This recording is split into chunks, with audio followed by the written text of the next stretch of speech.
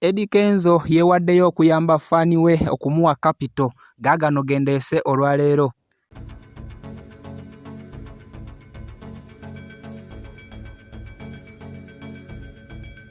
Omulungi yeekuumidde ku mukutu good talent. Yes, okola kyamanya yeekuumidde ku mukutu. Of course amawulire ge tukwetedde olunaku olwaleero ge g'omukulu ono big talent manager oba big talent entertainment boss ayitibwa Eddy Musuuza oba amanya ag'oku stage Eddy Kenzo. Oluvannyuma lw'okubeera nga nte avudde n'abeera nga alayira okubaako fani we oba omuntu eyasobodde okubeera nga yes ekifaananyi kye kigowinga viral okubeera nga nte alaga omusaayi omukwano obwagazi bw'alina eri ono omuyimbi ayitibwa Eddy Kenzo. Era Eddy Kenzo bwe yalabye ekifaananyi kino ku mikutu egy'enjawulo n'alayira okubeera nga nte okusinziira ku bizinesi ono omusajja gye yamulabye akola agenda kubeera nga nte bambi abaako kapito ow'ensonga oba abaako akasente akangi akawerako musajja mukulu asobole okubeera nga nte atambuza bizinesi oba nga atandikawo bizinesi eri mu birooto bye. Kino kyaddiridde oluvannyuma lw'okubeera nga mu bitundu by'e Bwayi Sewali Kawempe South mu kibuga Kampala waliwo omuyaaye eyalabikiddeko nga yadizayininze bulungi nnyo akagaali ke naye nga konaakona bambi katimbiddwa ebifaananyi ebya Eddy Kenzo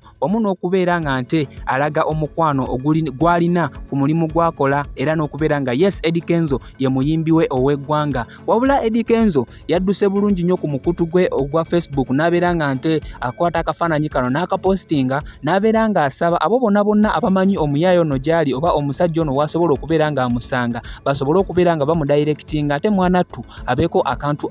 akatonotono k'asobola okubeera nga amukolera asobole okubeera nga yes atandika bizinensi ye gy'asobola okuba nga alina mu birooto. Era mu bifaananyi yasobodde okuba nga awandiikako akagambo kano mundeetere bambi wano give him capital much love kwegamba nti mumundeetere wano omusajja ono mbeeko nekyakabi kyemba mukolera mu bulamu bwe ate asobole okubeera nga atambuza bulungi bizinensi ye mu ngeri emu oba endala esobole okubeera nga nte ekula. So kakati abayimbi ennaku zino mwana bavuddeyo ne babeera nga booleka omukwano omulungi eri bafaani baabwe wamu n'abo abantu ababa beetaaga obuyambi ng'era bwe mba ntandise okuba nga mbamenya sobola kubeera nga mbamenya ne mbamalayo kubanga era bangi nnyo bootegeddeko